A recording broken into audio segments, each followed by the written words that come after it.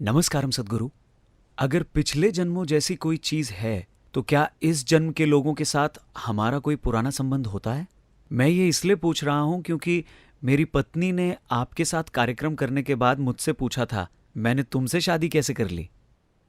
तो मैंने तुमसे शादी कैसे कर ली? मुझे लगता है कि बहुत से लोग ये सवाल पूछ रहे हैं।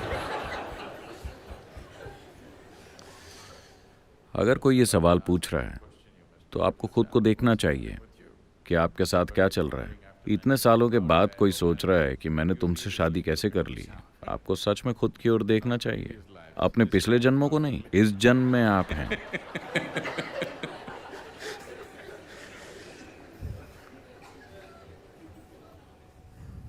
तो आप में से कोई भी अगर कोई सोच रहा है कि मैंने तुमसे शादी कैसे कर ली, तो पिछले जन्मों के बारे में मत सोचिए। आपको ये देखना होगा कि आप इस जन्म को कैसे जी रहे हैं। ये बहुत जरूरी है।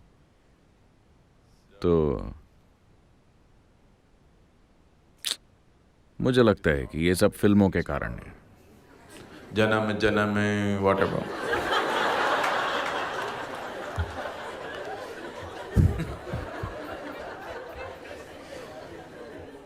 मेरे ख्याल से नई फिल्मों से ये सब जा चुका है ना? आप 70 और 80 के दशक की फिल्में देखकर बड़े हुए, इसीलिए आप जन्म जन्म के चक्कर में पड़े हैं। देखिए, सभी यंग लोग नई फिल्में देखते हैं। वो जन्म जन्म की बातें नहीं करते। आजकल वो रिश्तों और उनकी एक्सपायरी डेट के बारे में साथ ही सोच लेते हैं।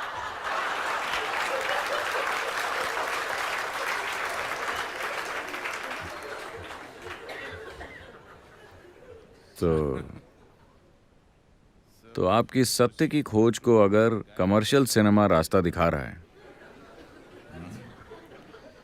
तब तो आप मुसीबत को घर बुला रहे हैं। तो अगर आप किसी के साथ सिर्फ तभी रह सकते हैं जब आपको विश्वास हो कि आप कई जन्मों से साथ रहे हैं, तो ये साथ रहने का बहुत बुरा तरीका है ना? मैं तुम्हारे साथ इसलिए हूं क्योंकि मैं तुम्हारे साथ कई जन्मों से हूं। ये साथ रहने का बेहुदा तरीका है ना? मैं तुम्हारे साथ इसलिए हूं क्योंकि मैं तुम्हारे साथ ही होना चाहता हूं। ये किसी के साथ रहने का एक सुंदर तरीका है ना? मैं तुम्हारे साथ इसलिए हूं क्योंकि पिछले 3 जन्मों में अपने जीवन में ऐसी भयंकर चीजें मत पैदा करें प्लीज। तो अगर आप 3 जन्मों से साथ हैं तो इसका मतलब है कि अलग होने का समय आ गया है। नहीं, लोग हर वक्त मेरे पास इस तरह के सवाल लेकर आते रहते हैं। सद्गुरु, क्या मैं पिछले जन्म में आपके साथ था?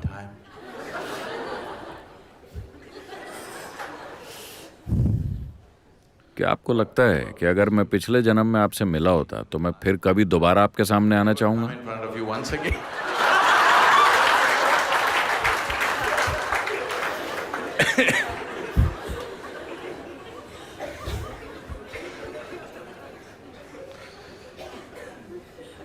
What happened? I'm telling you, what happened yesterday is of no consequence.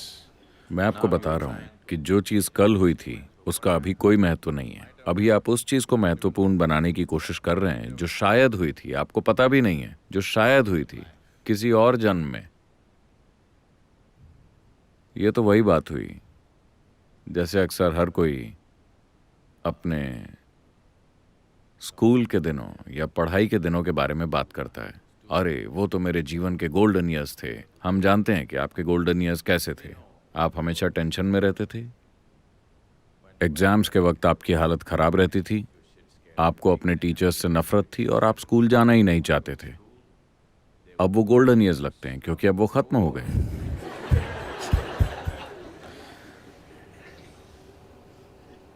क्योंकि अब आपको स्कूल जाने की कोई जरूरत नहीं है, इसीलिए वो गोल्डन है। मेरे ख्याल से आप अपनी शादी के बारे में भी ऐसा ही महसूस करेंगे जब अगर आप अपनी शादी के बारे में उसके टूट जाने के बाद ऐसा महसूस करेंगे तो कोई फायदा नहीं है। अगर आप शादीशुदा होते हुए ऐसा महसूस करें तो बढ़िया होगा, है ना? रिश्ता टूटने के बाद आप सोचते हैं सब कुछ कितना बढ़िया था, लेकिन उसका कोई फायदा नहीं है।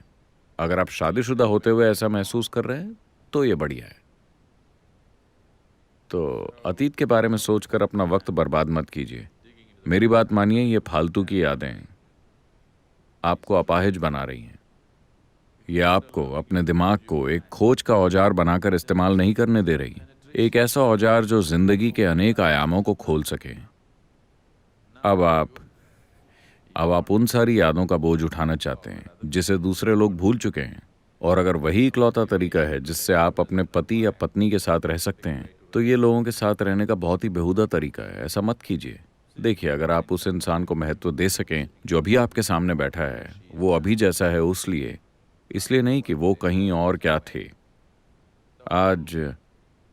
आज की मॉडर्न सोसाइटीज़ की यही तो खासियत है। हम आपकी इज्जत आपके पिता की वजह से नहीं करते, बल्कि आप जो हैं उस वजह से करते हैं। आप कौन हैं इस वजह से आपकी इज्जत होती है, ये मायने रखता है ना?